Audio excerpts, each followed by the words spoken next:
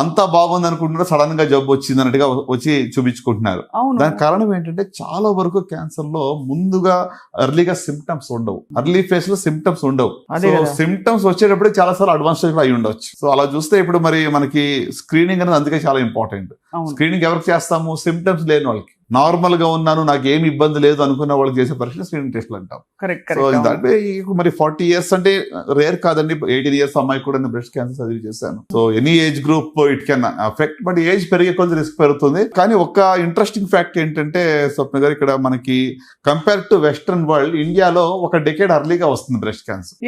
అక్కడ 50s to 60s లో వస్తుంటే మన దగ్గర 40s to 50s లో వస్తా ఉంది. సో అంటే జియోగ్రఫీ కావచ్చు, లైఫ్ స్టైల్ కావచ్చు, ఓవరాల్ గా హెరిడిటరీ ఫ్యాక్టర్ కానీ మల్టీ ఫ్యాక్టోరియల్ అని.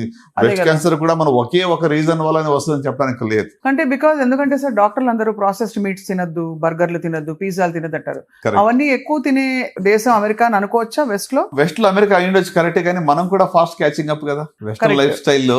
ఖచ్చితంగా మనం కూడా ఫాస్ట్ క్యాచింగ్. అంటే మనకి అంత తొందరగా రావడానికి డిఎన్ఏ మార్పులు ఏమైనా జరుగుతున్నాయా? డెఫినెట్లీ. అంటే మనకి అగైన్ జియోగ్రఫీ వైజ్ కానీ లేకుంటే జన్యు పరంగా కూడా కొన్ని మార్పులు ఉంటాయి. సో ఎగ్జాక్ట్ రీజన్ మనకు తెలియదు వై 1 decade early అని చెప్పి.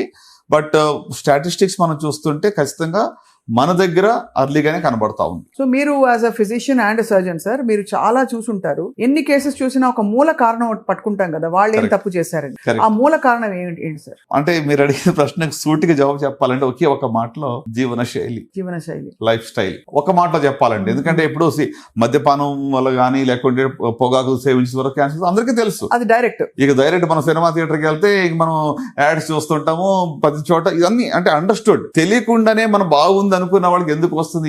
ఇటీవల దీనికి రీజన్ ఏంటి అంటే లైఫ్ స్టైల్ చెప్పచ్చు.